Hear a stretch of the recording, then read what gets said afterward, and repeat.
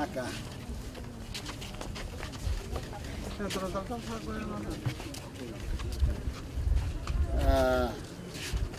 Orang matin tutu itu nama buo. Kita kini narak kalau nggak tegur kita rasa di bertakosor. Nah, boleh.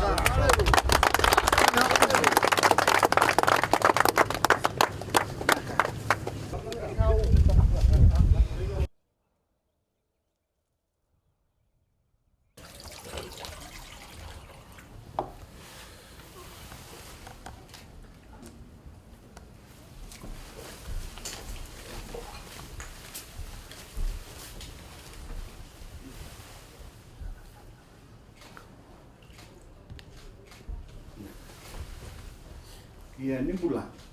Ini pula wat, ini aku kayu.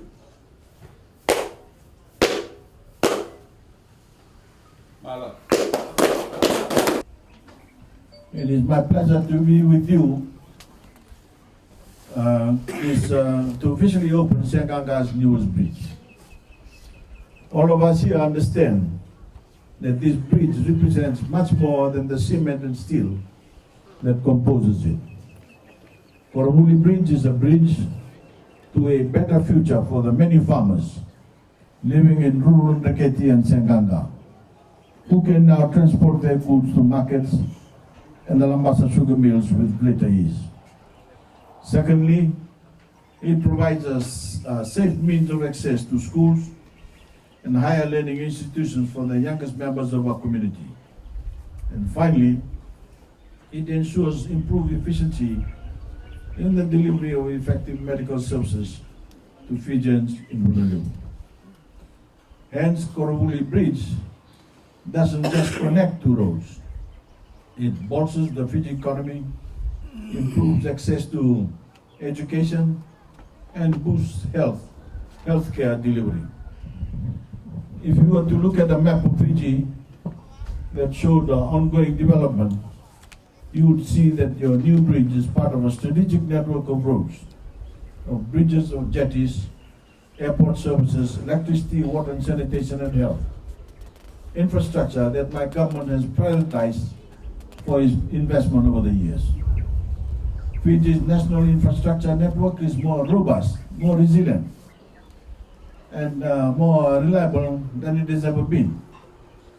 Because we know that strong economies and strong recoveries are built on strong infrastructure.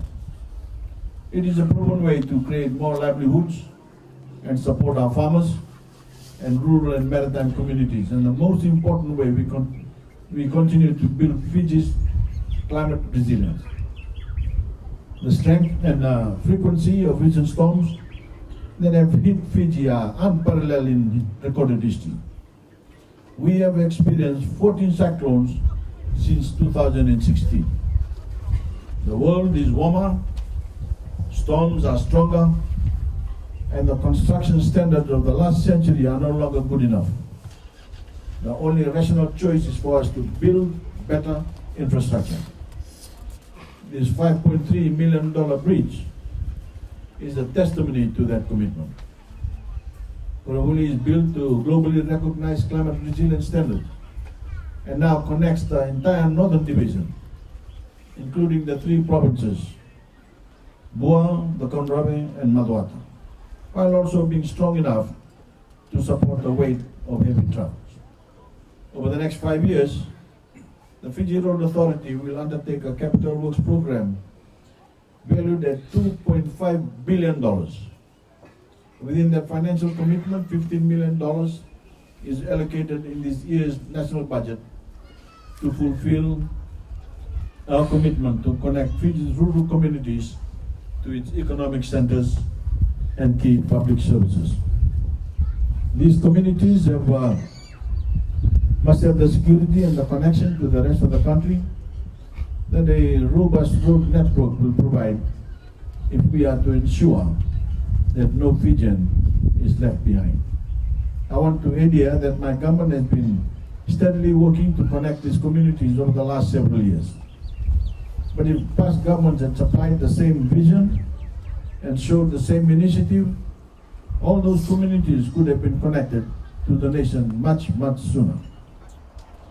Instead, thousands of Fijians have had to endure decades of painstaking, unsafe travel across waterways just to get to a doctor, or exorbitant fuel prices just to take their produce to market so they can earn a basic living.